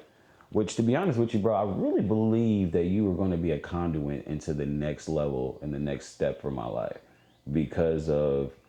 It doesn't even have to be the work or really even like the proximity when you talk about like maybe if you get the duplexes, which you know what I'm saying. Like I told you before, bro, you don't have to do anything. That's already like yeah. But if you, like I said, if you do decide to do that though, bro, I got you. You know what I'm saying? Because I know that you don't want to be here for 30 years, and I understand how hard it might be to get tenants and everything like that. So off camera, you just know if we get put in a situation that works for both of us, just know that it will be respected. You will be paid in full for sure. You won't have any issues with that. And no drugs. Yeah. So you don't have to. I'm not like, I already know that you're. That's like another thing too, because I know you're looking to take that next step in your life. So like, you know. Yeah, the next step is I'm not even gonna be touching it, bro. Right. Like if you want me to be completely honest with you, bro, like I was grooming Darius to be the next guy up, but it's probably gonna be Jalil. Really? Yeah, 100%. And he already has his own clientele list, which makes it way easier for me to go from Darius to Jalil. Jalil, man, he frustrates me just because he could be doing a lot better than what he's currently doing. But he's doing better than Brandon. You got to remember, that's his right-hand man. As long as I hope this is off cam, as long as he's not doing the same shit that Brandon is doing, which is the same shit that he's been doing for 12 years, then I think that's a step up. He actually owns property. Does he? Yes, bro. He bought a house. Really? Yeah, off the Exit 8, and that bitch is nice as fuck. Okay. Yeah, so he owns a house. He just works at a factory. I think Amazon. I mean, that's not like that. They pay good. They pay well. You know what I'm saying? And it's a lifestyle. So it's like, can you say that he's really doing? You know what I'm saying? I guess you're right. I guess I haven't really circled back around, but I just know that he has a good support system. His family's cool. He just kind of. Yeah, 100%, bro. And I literally like coached him from his day one of trapping to where he's at now. I remember when he first got his first carts, bro. He thought he was everything. Maybe I should circle back. And I might even call Brandon, bro. I might just try to tap in and see what's good with him. I don't know if you talked to him. I ain't gonna lie. Well, you have a different relationship with Brandon than me. I feel like y'all's relationship, I think he looked up to me. And then you were actually like his friend. Yeah. You know what I'm saying? Because you guys are on the same level. But I feel like since I was Vonnie Boy, they kind of like follow behind me. Yeah, we all did. Yeah. Especially at that point of our lives when we were just getting out of high school. Like, you weren't there all the time, but you were definitely around for sure. And I'd just be forgetting that you were around for sure. That was why we're here today, I guess. This is the dude, like, damn, he has everything, bro. Setting it all up. But yeah, maybe I should try to rekindle. Because we were really good friends. Yeah, I mean, I don't see why it wouldn't. You know what I mean? Yeah. Them niggas don't talk crazy about you. Like, whenever, you feel me, that if anything, they be asking what you be up to. So I know it ain't no weird energy. Yeah, maybe I should hit him up. It's just one of them things where I think people are just afraid to break the ice. Right. Re-break it, I guess. But shit, man. All right, we'll wrap this up. This won't be the last time that you got to be on the pod because we really just didn't even scratch the surface. There's so much more to get into, so. Hell yeah. Appreciate it, brother. 100%, bro.